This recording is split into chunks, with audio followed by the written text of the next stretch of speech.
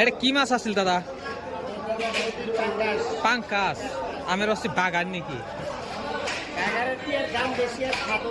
ও স্বাদও বেশি না?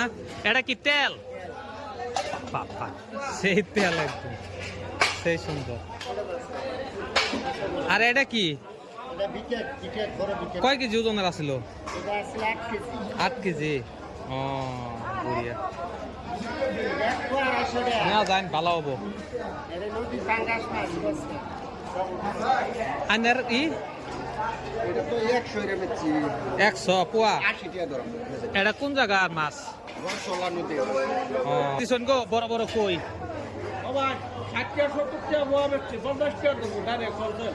হোলসেল না? নদীর নাকি ইয়ার পুকুরের?